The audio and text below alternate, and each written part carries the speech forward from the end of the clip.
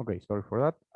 So I'm going to talk about dipolar relaxations and molecular crowding, how we can take advantage of the dipolar relaxation to address the molecular crowding on in vivo model. This is a collaboration with many people, Irene Borsova, Alex Valmillana, Belén Torrado, and the group of Tom Schilling, Jim Hall, and also Enrico. And basically what we want to understand here is, how basically the organization of the lens in zebrafish take place and how is important the molecular crowding in order to have a functional lens that enable you to see or not. And basically the group was working on aquaporin zero, which is important for the homeostasis on the water in the lens. And basically, we will use all the techniques that we talked today, in particularly the ACDAN, which is, I will cover in a minute, a small brother of LARDAN, and basically the spectral phasor for achieving that. So the inspiration or the motivation of this came for my early work. We already went to this today morning, the organization of these lamellar bodies, which in other words are molecular crowding at the level of this organelle. And then when I moved to the LFD, I was interested in using another probe, LARDAN, to understand the dynamics of the chromatin inside the nucleus. And basically, we did a lot of work with this probe, understanding the dynamics of water within the cell in vivo. And when I was doing this, I met Irene Borsova, and she was interested in water in the lens. And basically, we put things together, and we say, well, maybe we can do a collaboration on that. So the particularity of ACDAN, I'm not going to the photophysics, but the particular of ACDAN is that ACDAN has as a substitute in this R group, basically a methyl group, which basically reduce and the hydrophobicity, enabling ACDAN to move around in the cell and losing completely affinity for membrane. It can be at the interface of membrane, but it's diffusing everywhere. And we demonstrate that it's also inside the nucleus, and you can see the dynamics of water in the chromatin, AU, enterochromatin, and everything. And it's a really valuable approach that many other people have used before, like Luis Bagatoli, to understand the dynamics of water in cells and organelles. So the thing about the lens is, well, the lens is a very special organ in the eye because it has a transverse condition, and the correct optics is needed in order to focus the light in basically the retina to be able to see. If we have any distortion in the lens developed, it will basically produce a point, a focus point after or before, and it will produce damage of the vision. The thing is that to study the evolution of the lens, Irene was working with zebrafish because it's a great model for imaging. So the fish is transparent. It has a rapid development. It's very small, so we can easily fit on top of inside a dish and on top of a microscope. As I say before, it's transparent. And also it's important, the point that you can even manipulate genetically in order to do, more complicated studies. Irene was particularly interested in understanding how the aquaporin zero was relevant for,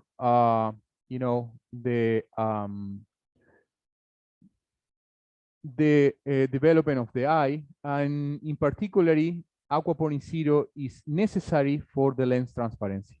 So if there are any mutation, deletion of aquaporin zero, or A on B. I didn't say, but it's important to say that this duplication is due to the duplication in the teleost fishes, and the two has different properties, and this was part of the previous work of Irene, in which she shows that the aquaporin 0 has a very strong phenotype.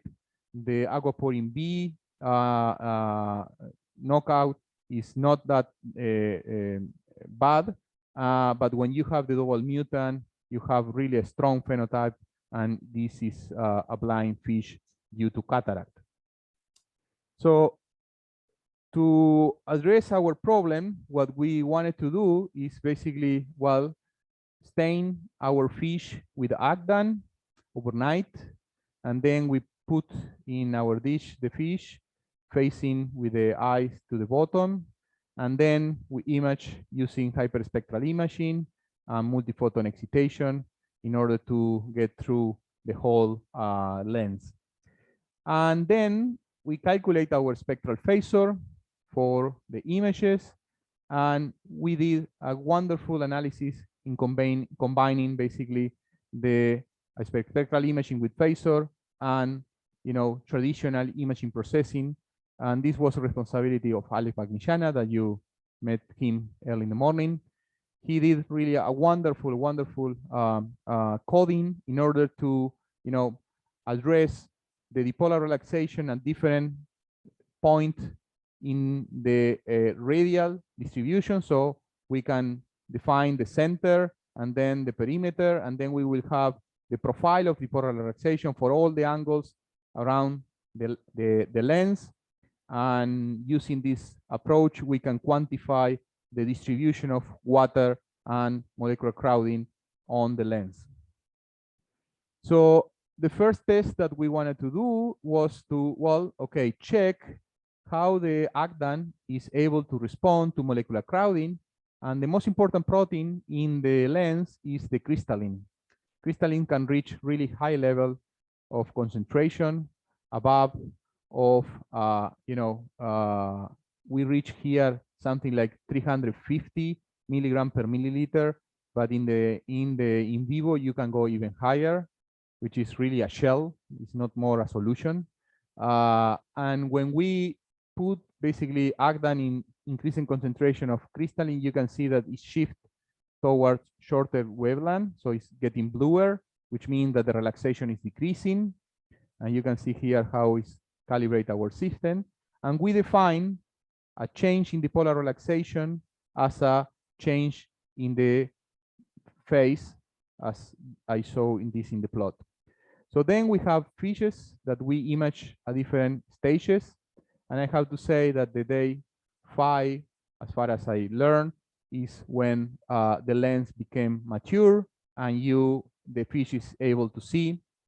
From the early stage to the day 4 or 5, the lens has still in the cell organelles, but after this, the organelles are gone, and the organization and homeostasis depend basically on the osmotic pressure to bring the nutrient and remove the waste. So these are the images, and a point that I want to stress is if we go back, if you go back here, you see that the intensity image is not much, there is not much information. There is only a strong intensity in the center, but you cannot see much in the intensity. But when we transformate the image and color the image with the dipolar relaxation scale, which is here, we can see a strong change in the dipolar relaxation along the development, right? And we can quantify this due to the analysis that Alex did. And basically, we can see that as the lens develop, to measure the lens develop, we measure the diameter of the lens done. And this is the normalization of the radial distribution. And we can see that from the day 2 to the day 9, the higher dipolar relaxation shift from the center of the lens to some point in the equatorial plane, right, of the lens. The lens is divided by the core in the center, and then we have equatorial, and then we have the epithelium in the perimeter. And we can also, do the calculation for more than 60 and 90 lenses, and we can see that this is sort of a sigmoidal trend that we can quantify and propose what is going on here. By segmentation, we can also see that there is a correlation between growing, right, and decreasing in the dipolar relaxation and the core, right, of the lens.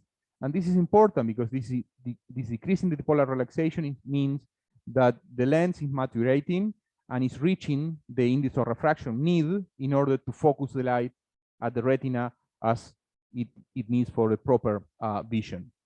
We did also analysis of the anterior and posterior plane because the closing of the lens is very important in order to have a good physiology. And what we learned is that in the anterior plane, the correlation also goes from higher dipolar relaxation to lower dipolar relaxation. And in the posterior plane, it has a different behavior that it's increased at the day 5 and then closed. And this is also everything related to the suture, which is where the cells are getting close and tight in order to organize the influx and efflux of water and the waste on the animal.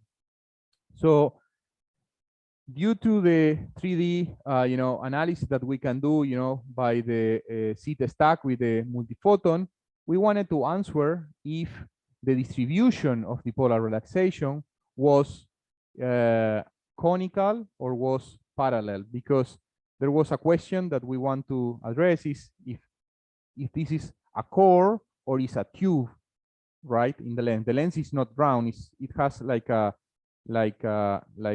more round in the top, and then it's a cone in the bottom, right? And basically by segmenting at the different height and then measuring the distribution on parallel or in a cone, what we discover is that, well, the distribution of water was spherical, and this was something important to also learn in the model. But finally, what we wanted to do is, well, to understand what happened with the aquaporin and how aquaporin influenced the molecular crowding inside the lens. And these are results from previous work of Irene, and we can see that the transparency is changed when you have the double mutant as well as the single mutants. But what happened with the dipolar relaxation? Well, what we learn is that dipolar relaxation changed very importantly in the two situations, so the single mutant, but more significant when we have the double mutant.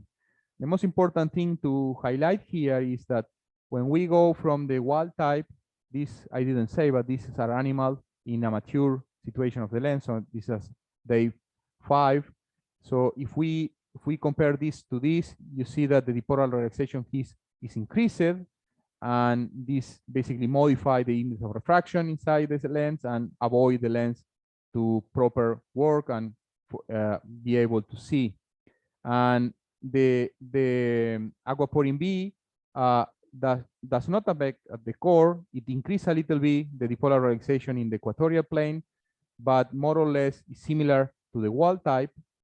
And when we watch at the aquaporin 0, double mutant aquaporin 0, you can see that there is a dramatical effect on the equatorial plane that really avoid the proper vision. Considering the imaging processing analysis that we have, well, we measure the average distribution, dipolar relaxation for all the angles on the lens, and then we did calculation, and what we discover is that the major effect are in the inner and outer cortex of the lens, and we can quantify this and propose what was happening. We did the same for the we show for the development in the anterior and posterior plane.